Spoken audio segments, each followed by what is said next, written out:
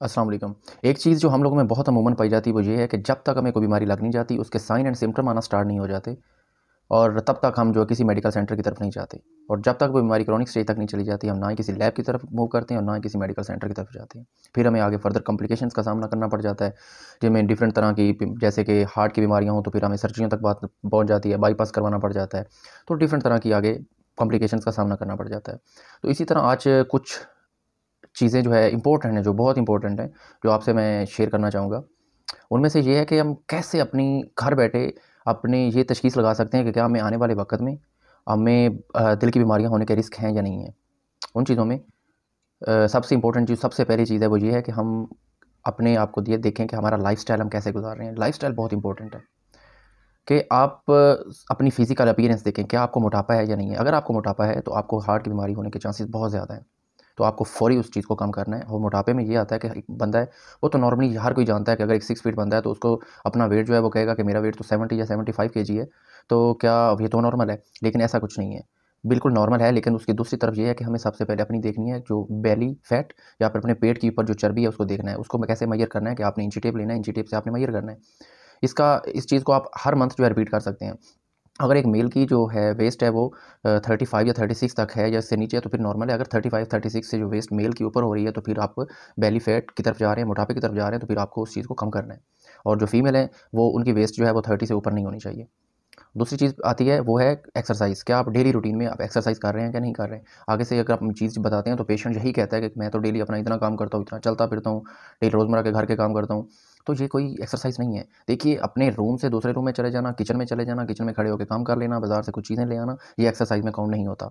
Exercise वो होती है जो डेली आप 1 घंटा से 2 घंटे स्पेसिफिक टाइम दें और उस टाइम ड्यूरेशन में आपको ऐसा काम करें या कोई रनिंग करें जिसमें आपकी दिल की धड़कन मुसलसल 30 से 40 मिनट के लिए जो है वो तेज़ रहनी चाहिए, ये एक्सरसाइज़ में आता है। तो आपको, अगर आप एक्सरसाइज़ नहीं करते तो इस चीज़ को रूटीन बना लें कि आपने डेली जो है 2 घंटे जो है वो आप एक्सरसाइज़ करनी है और एक कोई ऐसी एक्सरसाइज़ करनी है जिससे आपको 30 से 40 मिनट आपकी दिल की धड़कन डेली जो है वो तेज़ रहे, या कम से कम इस प्रोसीजर को या इस एक्सरसाइज़ को आपने हफ़्ते में 4 दिन जो है वो रिपीट करना है। ये ज़रूरी है।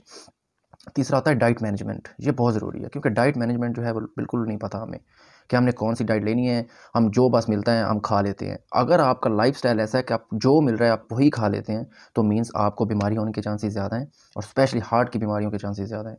तो इस चीज़ों को आपने ज़हन में रखना है। अगर आपको मोटापा है, आप मोटापे की तरफ जा रहे हैं, तो आपने बिल्कुल जो एनिमल प्रोडक्ट्स हैं जिनमें मीट, बटर, घी, ये चीज़ें आती हैं, इनको बिल्कुल ख़त्म कर देना है। दूध लेना बहुत ज़रूरी है क्योंकि दूध ऐसी चीज़ है जिसमें डिफरेंट तरह के मिनरल्स होते हैं, विटामिन होते हैं, प्रोटीन होती है, फैट भी होती है, लेकिन हमने उस फैट को निकालना है। उसको कैसे निकाल सकते हैं? आपने दूध को 1-2 दफ़ा बॉयल करना है, उसके ऊपर जितनी भी मलाई आती है, उसको आपने साइड पे कर देना है, वो फिर आपका कोलेस्ट्रॉल फ्री हो जाएगा वो मिल्क। उसको आपने लेना है, उसमें प्रोटीन होती है, मिनरल्स, विटामिन डी जो बहुत ज़रूरी है, हमारी बोन्स को स्ट्रेंथ करते हैं, बोन की ग्रोथ करवाते हैं। ये चीज़ें बहुत ज़रूरी हैं, उनको मजबूत बनाते हैं। ऑस्टियोपोरोसिस, ऑस्टियोमलेशिया, इन चीज़ों से हमें आगे फिर उनका सामना नहीं करना पड़ता, ये बहुत ज़रूरी है। फिर आपने वेजिटेबल का इस्तेमाल ज़्यादा करना है as compare to animal products.